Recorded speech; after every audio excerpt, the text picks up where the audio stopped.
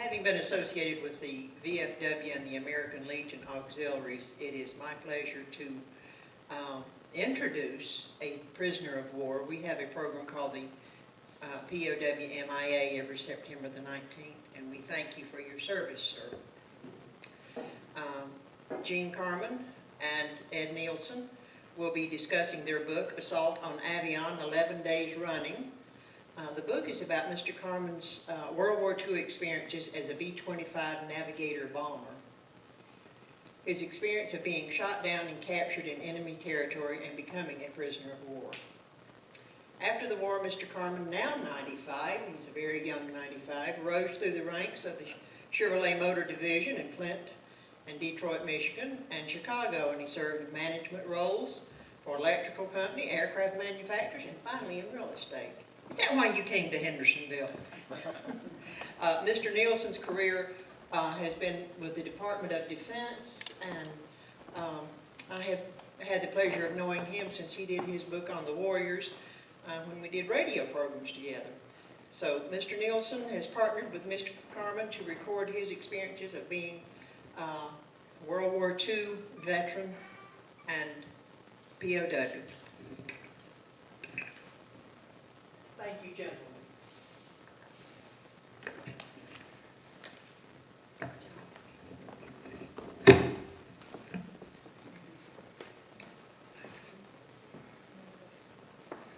Thank you so much for that warm introduction, and thanks to everybody for coming.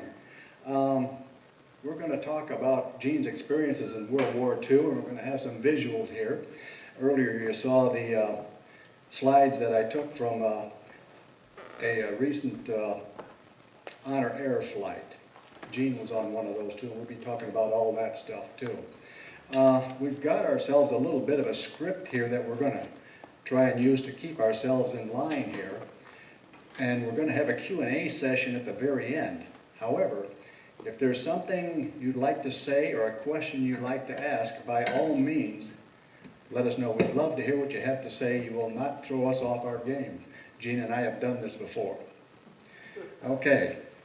First of all, how did we get started with this project, Assault on Avignon? And by the way, Avignon is a city in southern France. Well, Gene and I didn't know each other 2 years ago. In February of 2012, a couple of us guys got together who used to write for Prime Times magazine. I don't know if anybody remembers that piece. It was a companion publication to Town Tutor. Anyway, I wrote articles there every month, as did John Hansen and several other guys. And when they went out of business at the end of '06, we still stayed in contact and got together occasionally.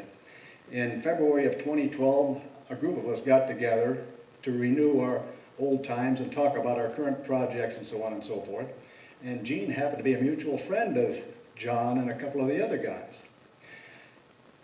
Gene is not a writer, so he didn't have a whole lot to add to the conversation. The rest of us were all talking about our current projects.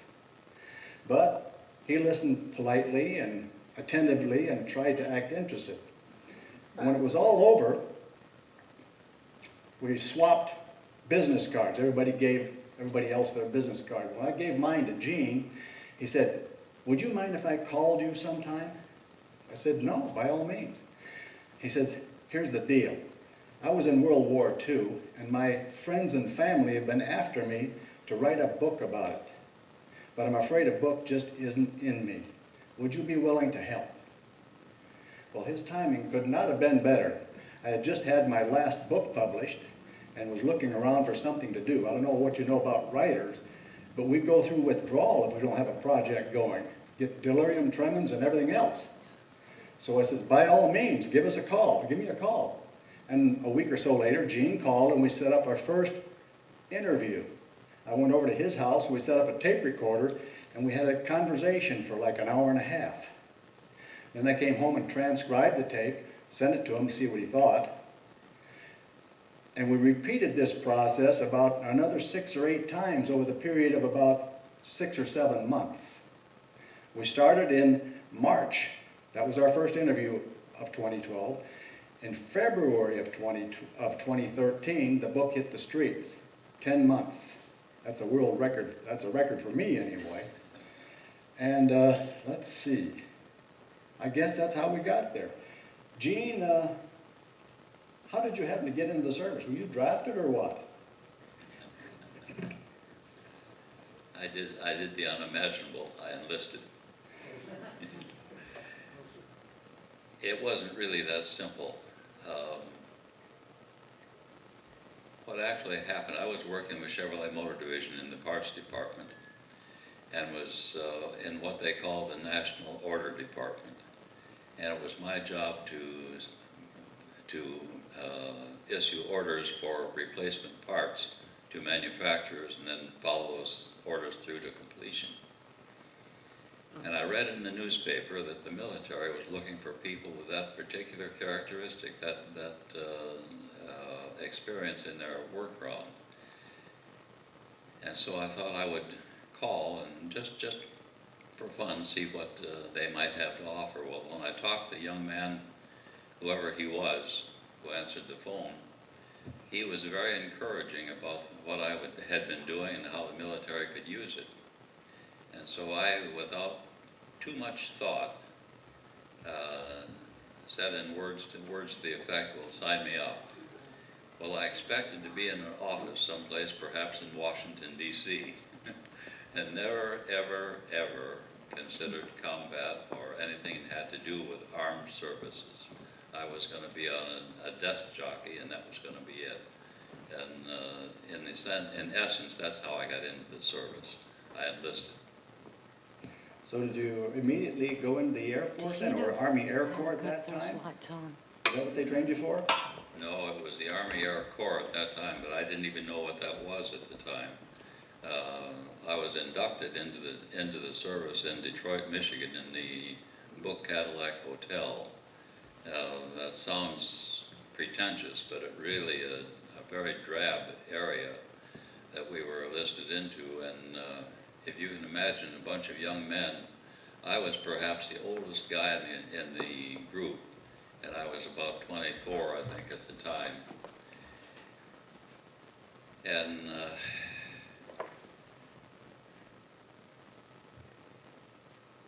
I'm pausing. I got to stop for just a minute, if you don't mind. I had a mishap coming in here. I misguided my chair, and I twisted my ankle, and it's giving me a problem. Now I got that done. But leaving the Book Cadillac, I went into the service, inducted as a regular inductee. All of my papers were stamped VOC, which meant Volunteer Officer Candidate. Well, they totally ignored that VOC stamping on all my papers from that point forward. And I was shipped around, as all newcomers are, to a whole lot of different stations and different camps before we were finally settled on a spot in Spartanburg, South Carolina at Camp Croft. And there we went through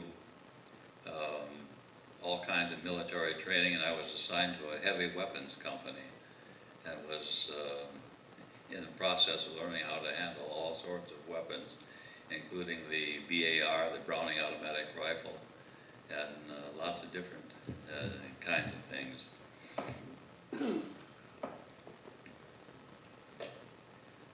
Yes, Can I ask your next question now? Okay, yeah. I haven't heard anything about airplanes in there yet, Gene. When does that come in? Much later. We were at while I was still a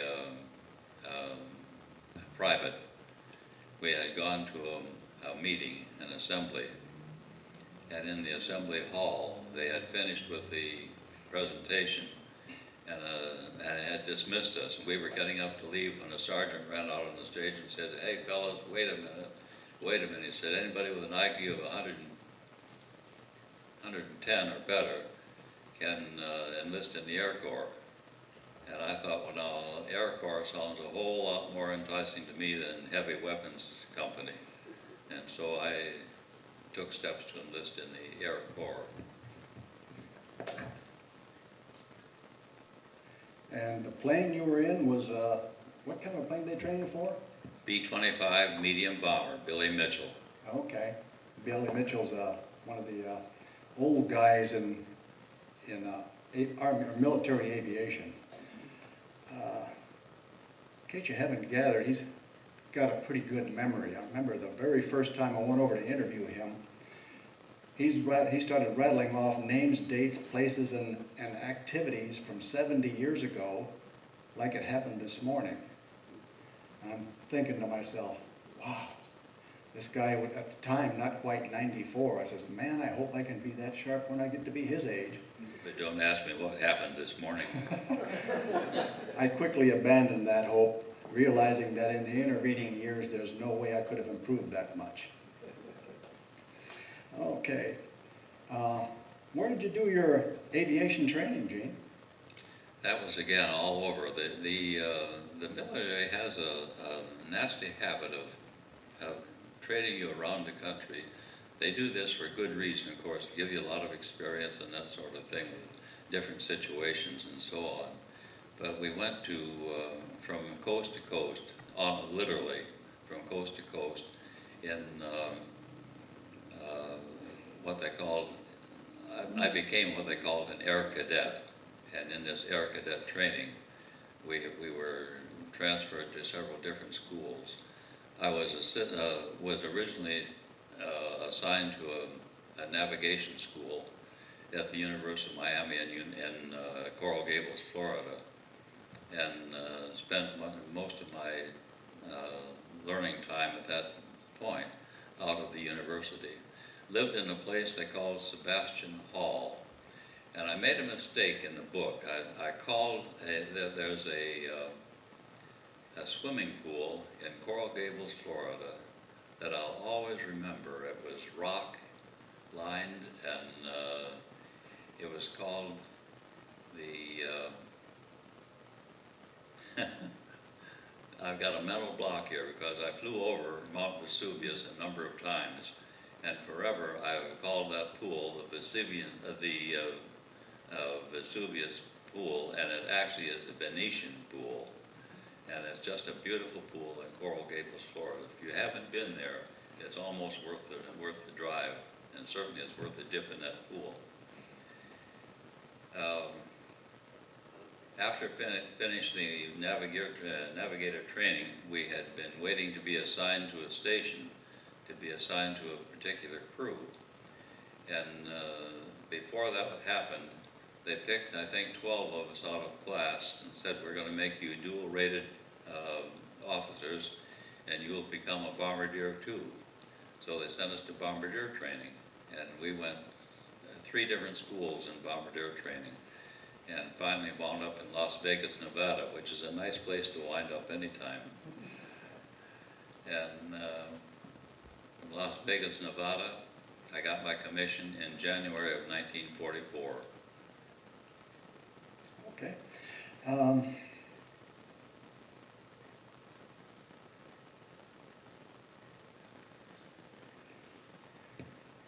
So, did you do dive bombing when you eventually got overseas, or how did you do that? No, and dive bombing was for fighter pilots.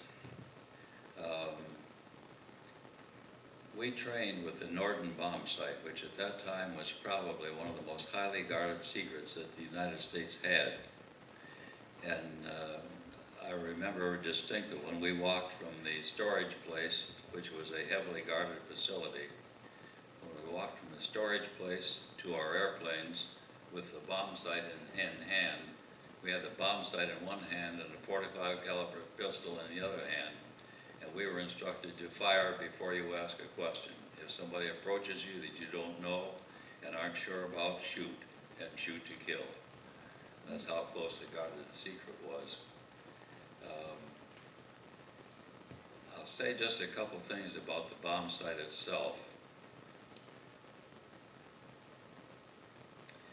To me, it was the GPS of that particular time.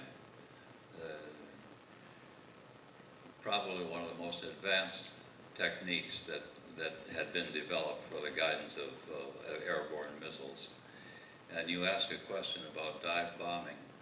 We had received just a very scant training with a little instrument that looked, it was handheld and looked honestly like a tuning fork. You've seen the musical tuning forks?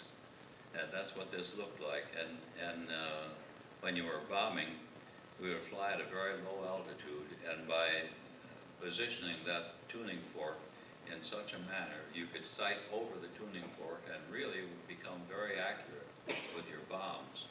If you fell short, they sunk. If you went a little bit over, they would skip bomb and dive over a target. So you had to be very careful. But it was an effective instrument, but not for the type of ship that I was flying. Gene mentioned that only people with an IQ over 110 were allowed to take that aviation test. Gene's was over 140.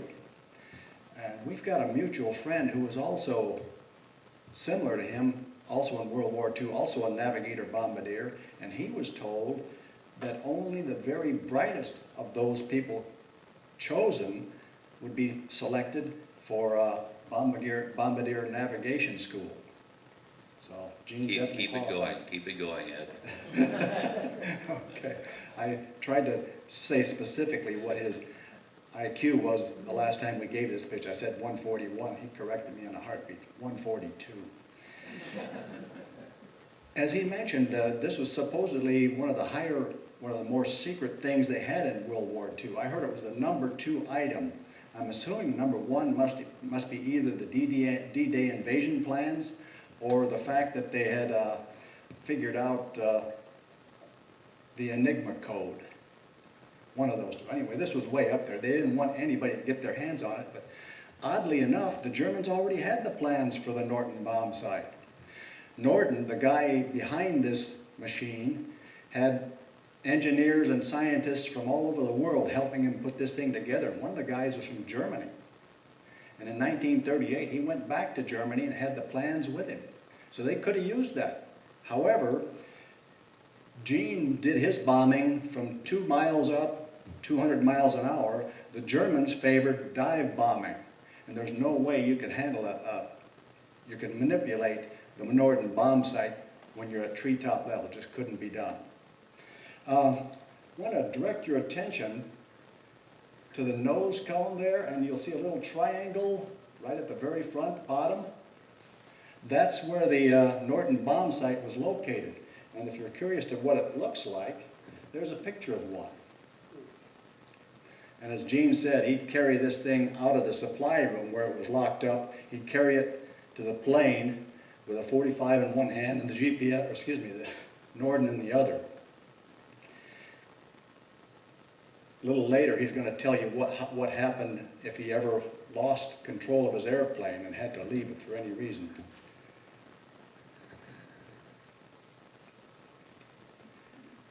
There's the Norden bombsight situated in the nose cone. As you can see, there's that triangular piece of plexiglass I told you about. And Gene, I don't know if you can see, but right below it, I think this is probably the autopilot.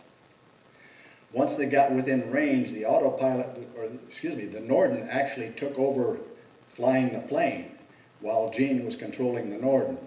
We'll get into that in more detail later. Okay, what was Gene actually looking at through the Norden bombsight?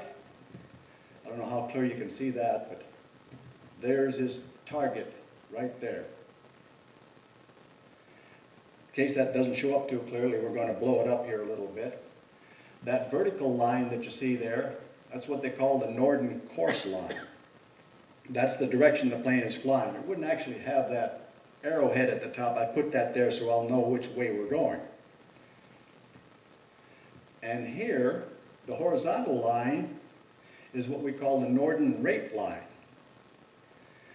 Now, where those two lines intersect, that's exactly where the Norden says the bombs would hit if they were released right now.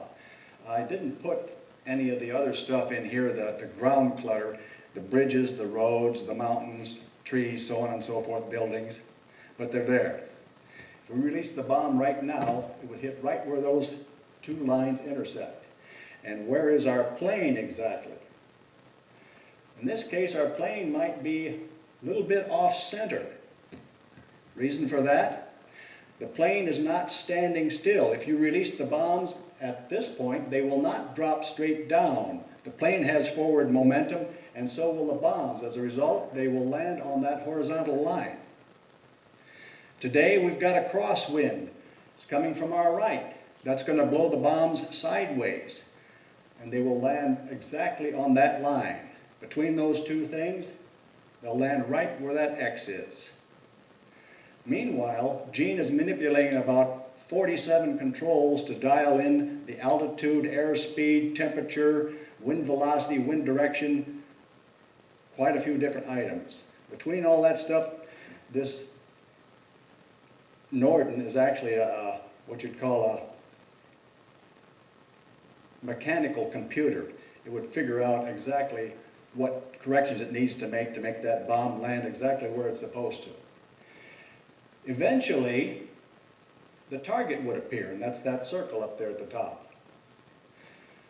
When we get within 30 seconds of that target being within the drop point, or the impact area, the pilot would radio back to Gene and says, okay, the plane is all yours. And Gene would reach down and flip on the switch. As a result, the Norden bombsight would control the autopilot, and Gene controlled the bombsight. He kept dialing in all those all the changes in temperature, airspeed, whatever it took. Then, he would move once the target came into view, he would move the rate line up to where it intersected the target perfectly. Now that doesn't mean that the bombs are going to be released yet. The bombs, if they were released right now, would still hit back down here where that rate line used to be. As the plane progresses, this target is going to come closer and closer to the impact point. And Gene is going to keep that rate line directly on top of the target. Eventually, the target is going to be dead center on the impact point, and at that point, at that instant, the Norden bombsight will release the bombs. This has to be done within a 40th of a second to be accurate. Okay? Now, as I recall, Gene told me that everybody in his fleet had the Norden bombsight, and they all had them zeroed in. But only the lead bombardier actually used it to release his bombs. When he released his bombs, he said, bombs away, and everybody else mechanically released theirs. The reason everybody else used their bombsight was in case the lead bombardier got shot down. Now, Gene, in practice, got to where he was pretty deadly with the Norden bombsight. He could hit anything within about a 108-foot circle. What did you call it? What was the term for that, Gene? CE. CE? Circular error. Circular error. 108-foot circle, or within 54 feet of the dead center of the target. Now, that means one bomb would be within that circle, but he's going to release, what, 6, 8, 10 at a time? And chances are he'd obliterate that entire circle. And if Gene was the lead bombardier, there'd be planes on his side and slightly behind, and another echelon behind that, and maybe a third one behind that, maybe 15 planes. And they all released their stuff at the same time. You can imagine the devastation to the rail yard or whatever else they were shooting at. Once the Norden released the bombs, we know what happens next. Okay? So much for Gene's training. It's about time we talked about your trip overseas, Gene. How did you get there once you were all trained up? We picked up our plane in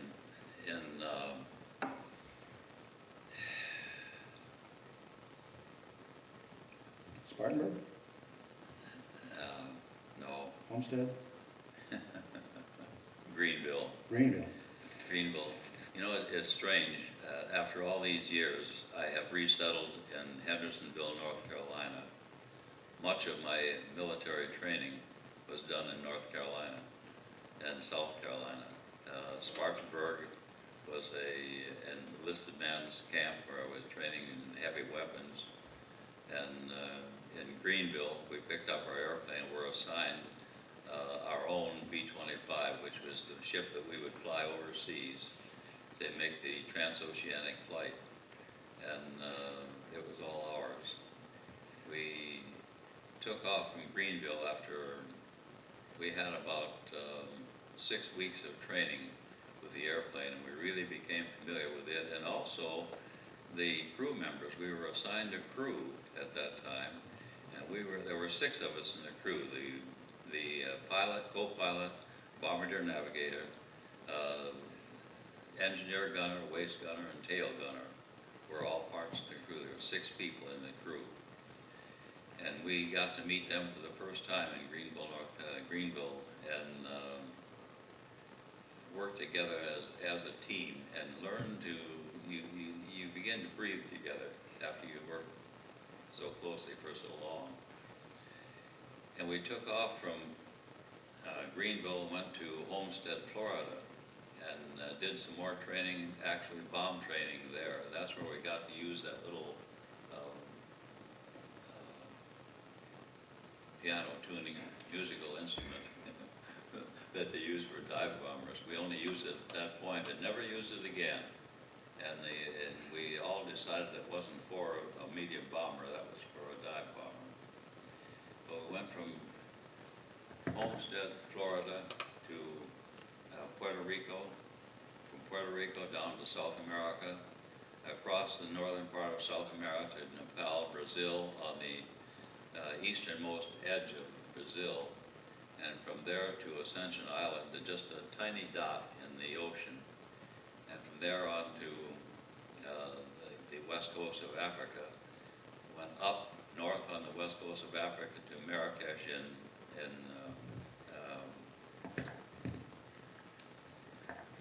in the north of Africa, and over to Tunis in Tunisia, and from Tunis into Corsica, which is an island off the west coast, the east coast of Italy.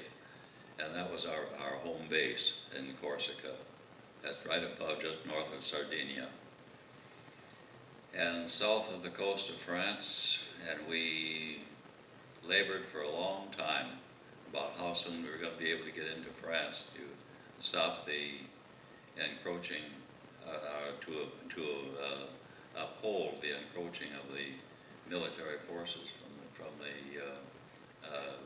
we were looking toward D-Day, and we were taking out communications lines in the southern parts of France and in northern Italy in helping that effort. So where were all these churches, schools, and hospitals you bombed? I'm kidding. No. Where were I most, had to stop and think about it. Which ones did I tell you? where were most of your targets? Most of our targets were bridges or railroad yards. And when Ed was talking about the approach to the target, I'll make one minor correction. In the approach to the target, there is what we called an IP. That's initial point.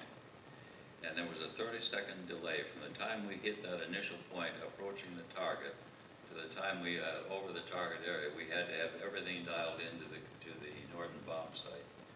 And it wasn't that the pilot had any control of the airplane at that point. From the IP on, the bomb site itself controlled the airplane. It controlled the course and the whole business. And the pilot didn't have to say anything, and nobody had to say anything. It was just automatically electronically connected. And so we were able to get something done without any delay. We were over. You want me to go on with this? Well, I was wondering, how many missions did you fly? I laughingly say 29 2/3. We called a mission a takeoff, hitting the target, coming home. Well, this day we took off and we hit the target, but we didn't come home. So that was only 2/3 of a mission. So I got 29 and 2/3 in. Can you tell us a little bit about that last day? That sounds pretty exciting. It started out to be kind of mundane in a way. Avignon was another target, period.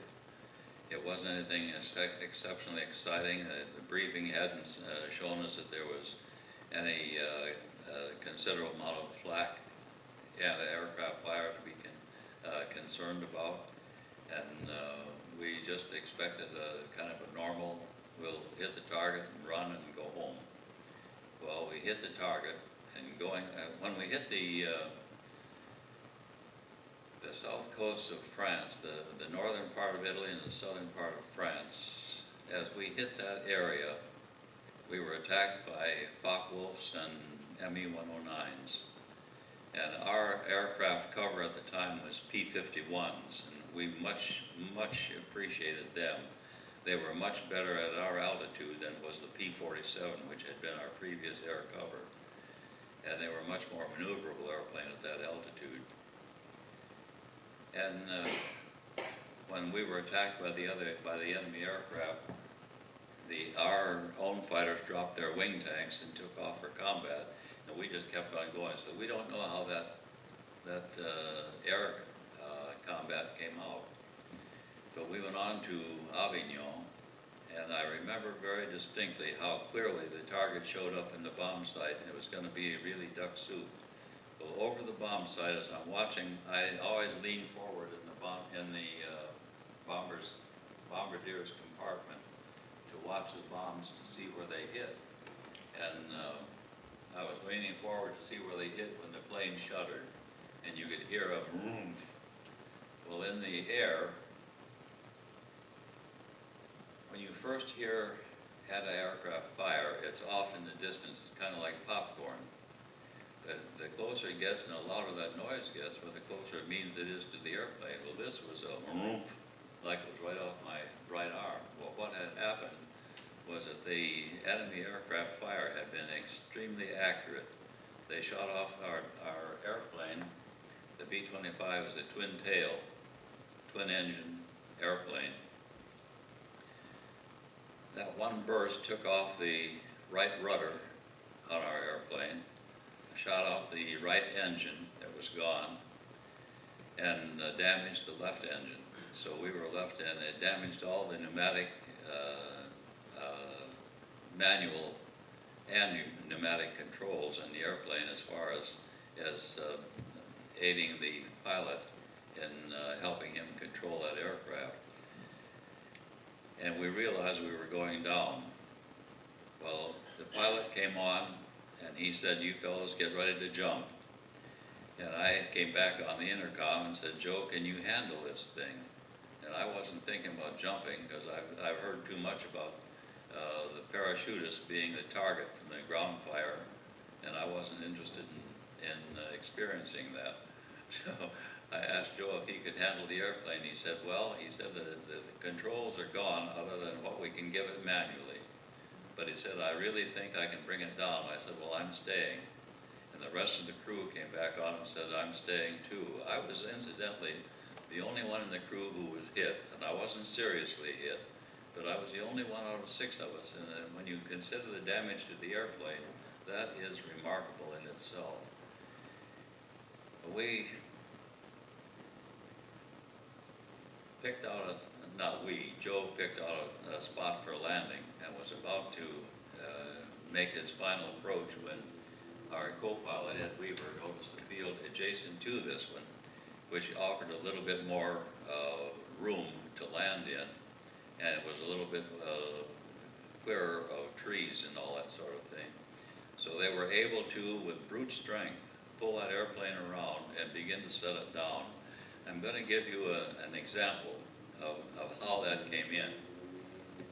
We were flying, coming down like so.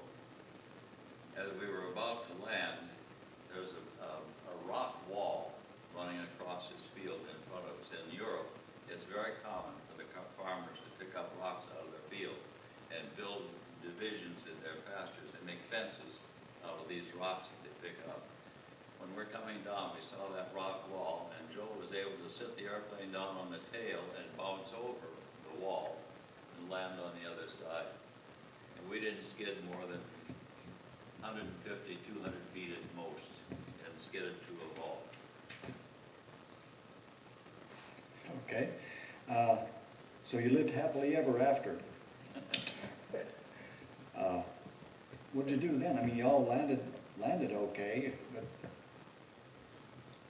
what happened next? Well, we're given minute, detailed instructions on what to do with the aircraft and its various pieces and particles that might be of help to the enemy. So the first thing to do was to destroy whatever we could. My job was to shoot the bomb sight, which is probably one of the toughest things I've ever had to do. This is like shooting your brother, shooting a friend. But in the bomb sight, there is an aperture on the top of the bomb sight, and under that aperture, it's just a clear glass aperture, and under that is a spinning gyro. It's going at 35,000 RPMs per minute, and that thing is spinning very quickly, obviously at that speed. And I shot that with the .45 and expected the case to splinter on me, but it didn't. Everything stayed inside. And Joe and Ed Weaver, the co-pilot, were busy taking care of all the stuff in the pilot's compartment that needed to be destroyed. We got out of the airplane, and so far we expected to be Germans all over the place. This is all in German-occupied France. And we expected Germans, as I mentioned, to be all over the place, and didn't see a single soul. So we literally ran from the airplane to the edge of the field where there was a row of trees and some brush and whatever we could hide in. So we all ran, the six of us, to the edge of this field and lay in the brush and waited for sounds and waited to hear the approach of enemy troops, and nothing was happening. So one by one, we got up and looked across this field. There was a lane that ran across a side adjacent to the field. We looked across the lane and couldn't see anything in either direction. So one by one, we ran across that lane into a copse of trees on the other side where there was a lot of brush and undergrowth that would provide good cover. And we all eventually got in there. Well, I had been hit in the hand, for one thing, and the flak had hit a ring on my third finger and glanced off and lodged in my little finger. And the piece of flak was still in there. That's how close they came to missing me. And Bill Mabel, one of the things that we were issued in training was an escape kit.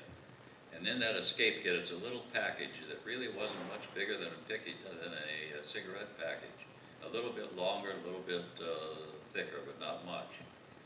And in that kit was a map printed on silk that would fold up and not take much space, and some nutritious chocolate for nutrition, and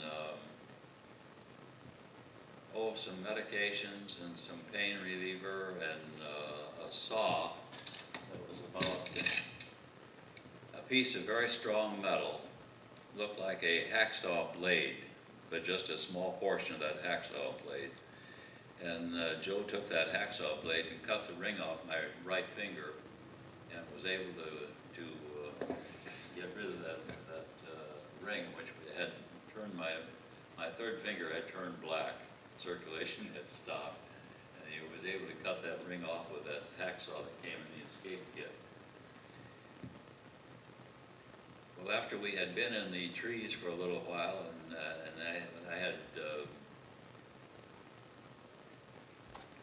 taken care of the wounds, and I had shrapnel in my face, in my leg, and in this hand, and we had taken care of all that stuff. And we were just trying to decide what to do. And so far, no sign of any enemy of any kind. And I decided that I needed some help because I'd been bleeding pretty badly. And I said, I'm going up to see if I can find a farmhouse and see if there's anybody there who can give me a hand. And when I started to leave, Joe said, not without me. He said, you're not going. And he would not let me leave alone. He would not let me go by myself. And so we left the site in the trees where everybody was hiding, and rounded a little knoll right next to this pasture we were in. And there was a farmhouse, a little tiny farmhouse. It was, if you see any pictures of French countryside, this is a typical French farmhouse, small French farmhouse. And I stepped up on a little, very narrow porch on the front of the house and pounded on the door. And a little elderly lady came to the door. She was just absolutely trembling from head to foot. She was scared literally to death. And I kept saying, "Je femme, je soif, aidez-moi s'il vous plaît." I'm hurt. I've hurt my hand. We're hungry, and would you help me, please? And I was speaking in French. And of course, she understood French, but no English of any kind. And she said, no, no, no, no, no, no, no. She wouldn't have anything to do with us. And she kept pointing down the little lane leading away from her house. She kept pointing toward that lane. So we headed down the lane, and right around, just around the little curve in the lane was another much larger French farmhouse. And there was a man and 3 women there. I've never determined the relationship with all these people, but they were extremely helpful. They fed us, they took care of my wounds, and they gave us provisions to hold us overnight and told us how to get in touch with the French underground. And we thought we were very fortunate in having met such an accommodating group of people. So we took off from the farmhouse and went to another copse of trees, a little group of trees with a lot of underbrush, which gave us, again, good hiding. And it started to rain. It wasn't a heavy rain. It wasn't a bothersome rain. It was almost, in essence, it would have been a pleasant one. But under the circumstances, it was just an annoying rain. And we didn't sleep that night. There was a member of the crew, our waist gunner, was Richard Makoviak. And Richard was the only one in the crew who had a jacket on. And because I had been wounded, he absolutely insisted that I take his jacket, and he would not have it any other way. Well, in the morning, we hadn't slept all night long. We were standing and waiting for dawn to come. And we had missed whatever direction we'd been given to meet the French Marquis. We had missed that. We hadn't met the French Marquis. Well, in the morning, we heard some noise just not too far from us, but distant enough so that we couldn't see what was going on. And I said, I'm going out to see. And Joe said, well, I'm going with you. So the 2 of us went out, and we found a log across our pathway. And we hid behind that log and gradually peeked up over the top to see where the noise was coming from. And there was an elderly man gathering faggots, gathering limbs and branches and what have you, and baling them, tying them in little bundles and putting them down. We watched him for a little while to make sure that he was alone, and he was. And so I finally stood up and said, Monsieur, and repeated what I had said to the French lady. And he came to us again, like her. He was just trembling from head to foot, and told us just to stay put, to wait where we were, and he would bring help. Well, he left us in about, I don't know how much later. It seemed to me that it was an hour or less. But anyhow, we could hear this rumbling off in the distance, and it wasn't rumbling. It was a lighter sound than that. But there appeared a van, a covered van, and it must have been 35 or 40 people. And whatever town he'd been close to, he brought the whole bunch of them there. And that's how we met the French Marquis. Okay. So how'd you get captured? We were 3 days with the French Marquis. We had been 3 days before we ran into any Germans at all, but with the French Marquis,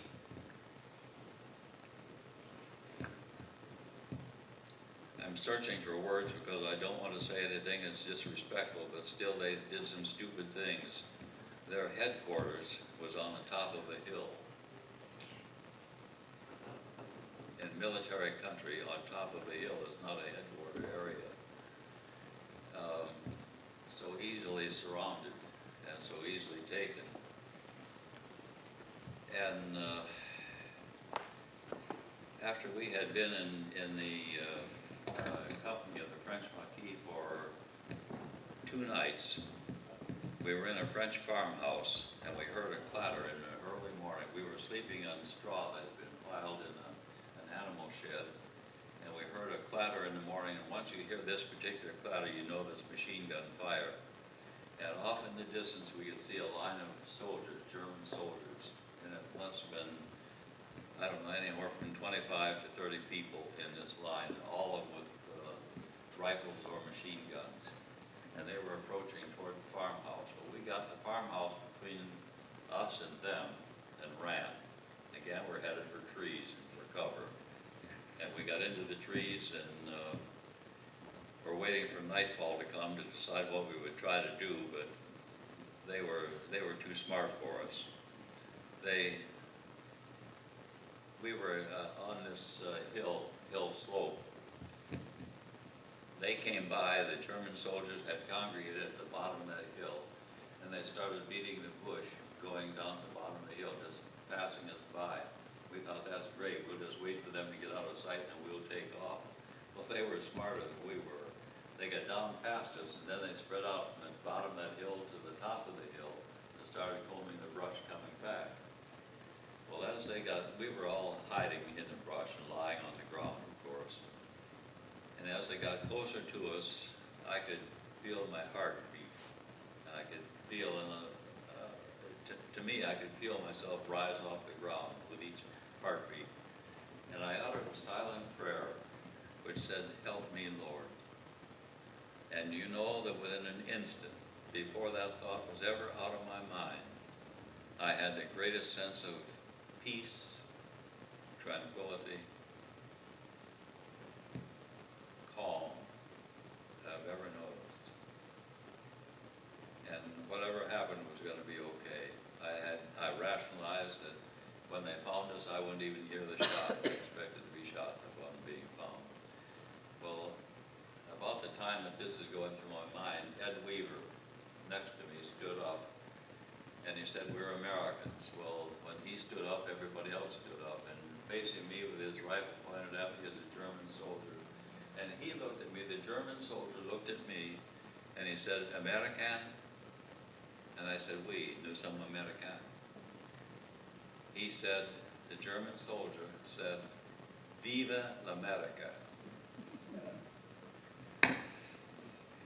Long live America, from a German soldier. And we knew at that point that we'd be okay. Well, they took us into custody. They treated my wounds, gave me I had a terrible headache. They gave me headache medication and put us on a truck, a flatbed truck with Bleachers? benches, thank you, with benches on it. And they started us on whatever journey we were going to make. Well, we rounded a curve, and here in a little opening, it couldn't have been more than 20 by 30 feet or so, were 14 French Marquis that had been captured. Well, as we rounded the bend and passed them, as we got beyond them, we couldn't see them. We heard the clatter of machine gun fire. Well, we knew, of course, what had happened.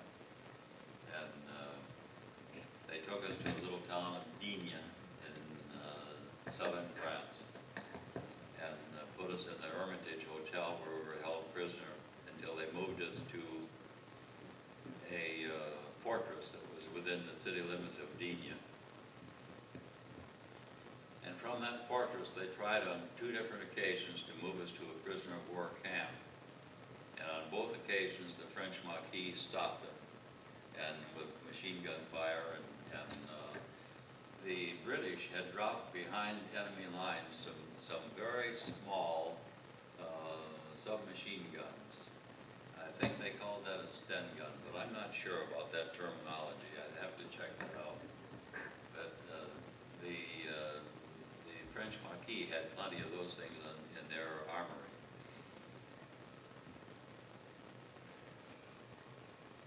Well, they turned us around and sent us back to the fortress in the town where we were being held.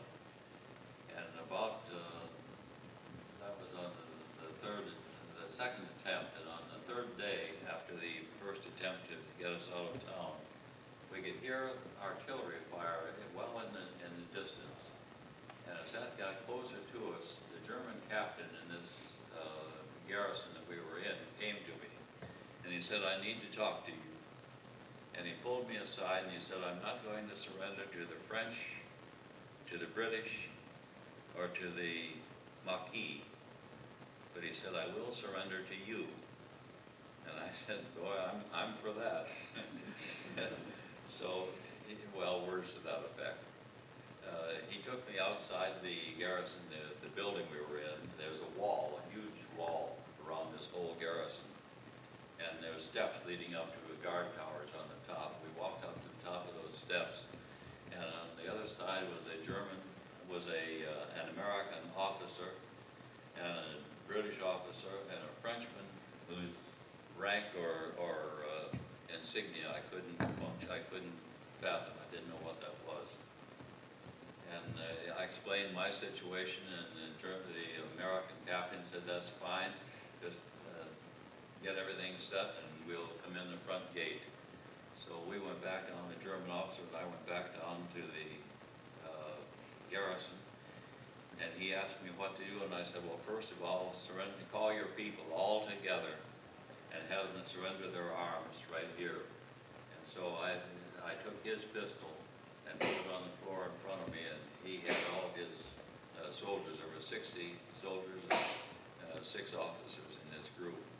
They all put their weapons on this pile in front of me, and that wound up our capture. Okay. Gene didn't mention it, but the group that rescued him and broke him out of that jail, or whatever you want to call it, was the 36th Infantry Division from Texas, I believe. Texas. Yeah.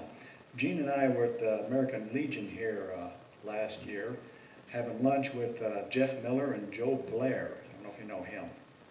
But Joe was really interested in Gene's story, and he told him about being rescued by the 36th. And Joe says, "My dad was in the 36th. He was in southern France. He might have been right outside the gate." So you got to behave wherever you go, because you're going to run across somebody you know. Gene, as he mentioned, his entire crew of 6 made it through that harrowing thing unscathed, except for a few pieces of plexiglass in Gene's nose. Okay. But on earlier flights, there were a few casualties. Can you tell us about those, Gene?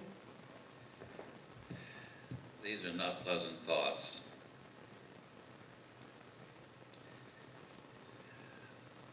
Once again, in the military, when you volunteer for anything, you better be prepared for anything. On 2 missions that I had volunteered on, we were struck by enemy aircraft fire and lost personnel.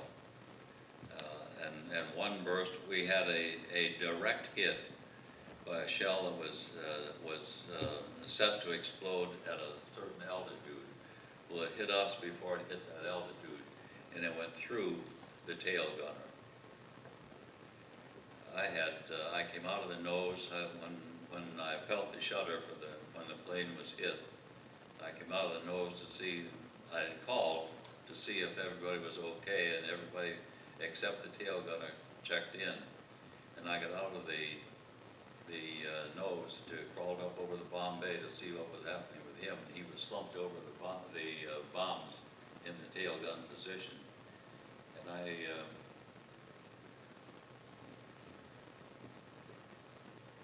he looked uncomfortable. I wanted to lay him down. And I took him took hold of his shoulder to lay him down, and his left arm came off in my hand. The shell had gone completely through. He didn't know what hit him. He was very fortunate. And in another case, it was one of those things where a puncture wound turns out to be fatal. This man was with us as an observer, and he was standing by the engineer's upper gun position on the airplane when shrapnel caught him in the neck. It was just like if you shoved a pencil through skin.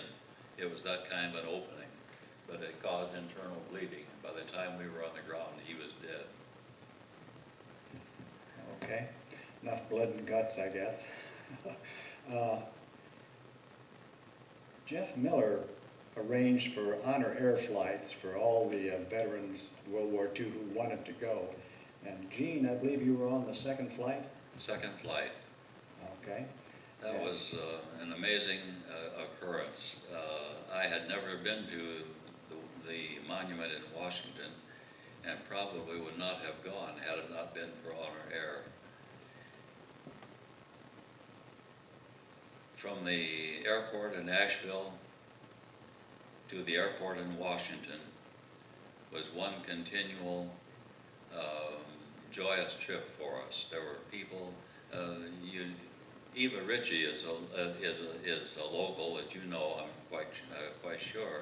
And Eva was a guardian angel on this particular flight, and she did just a yeoman job of explaining what was happening as we were taxiing from the airport, from the landing site to the museum.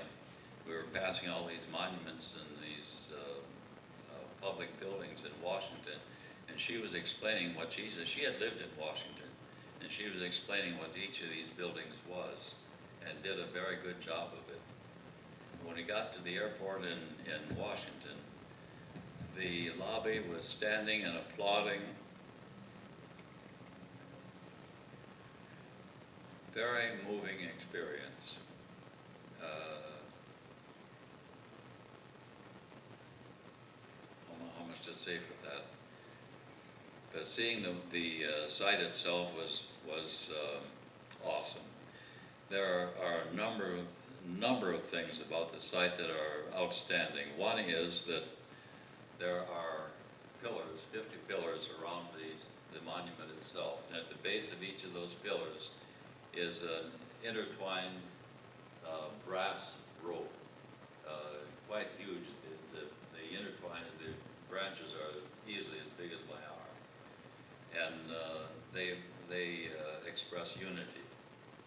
Well, the unity that existed in the United States after World War II, during World War II, was just tremendous. And that was something that really stood out. Another thing that stands out in my mind is there's a wall of stars, gold stars, and there are 4,000 of those stars on that wall. And each one of those stars represents 100 people who didn't come back. I had the distinct honor and privilege of being a guardian on the second to the last trip that they made up there.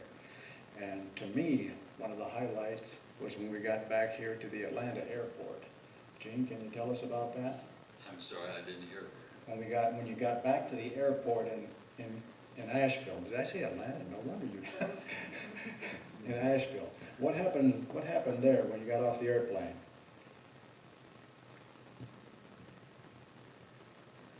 Two things. I want to answer your question, but I want to remember. I'm remembering one other thing that happened on the way in. When we landed in Washington, the fire department had arranged for a rainbow of water. They had hoses crossed across the airplane, one from either side, spraying water on the airplane as we taxied in.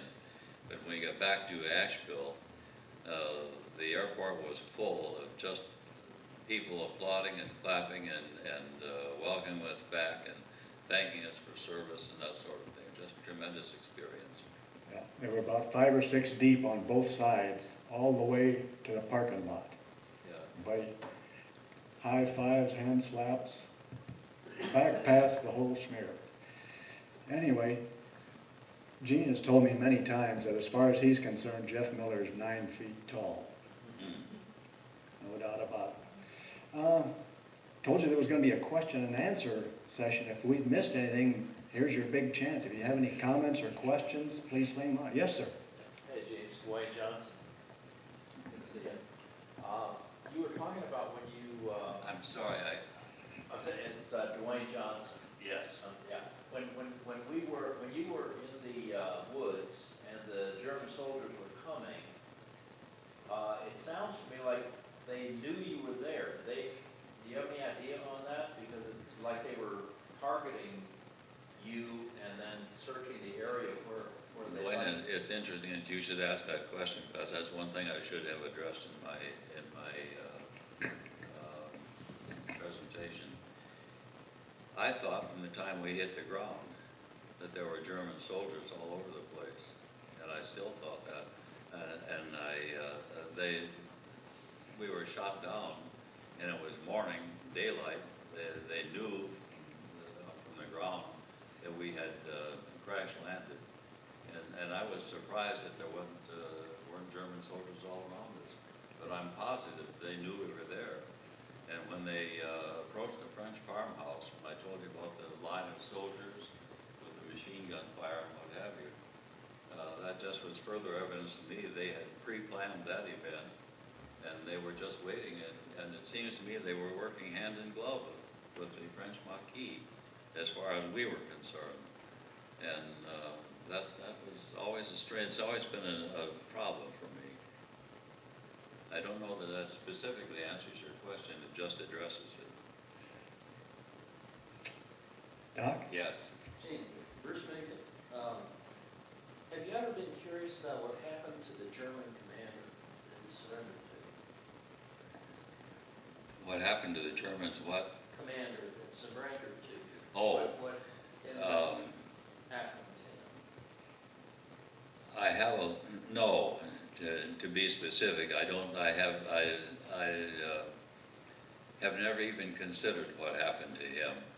I knew that he would have been taken into custody and questioned, as all were. But at the same time,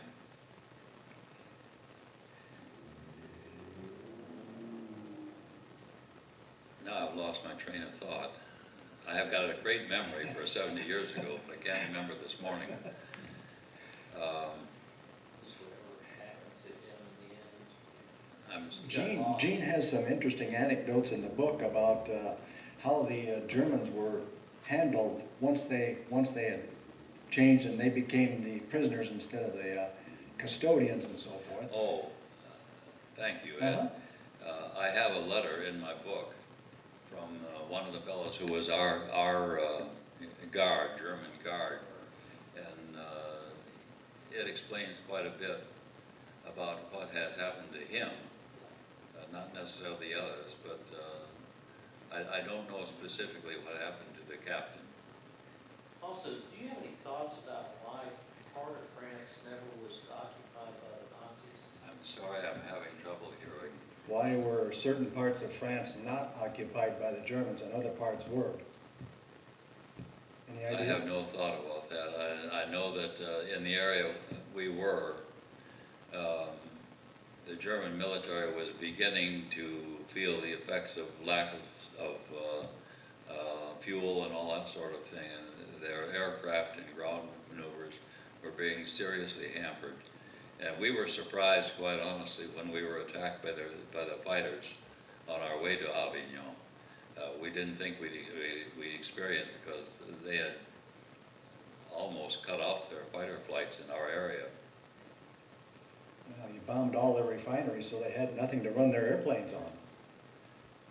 Anybody else with a question or comment?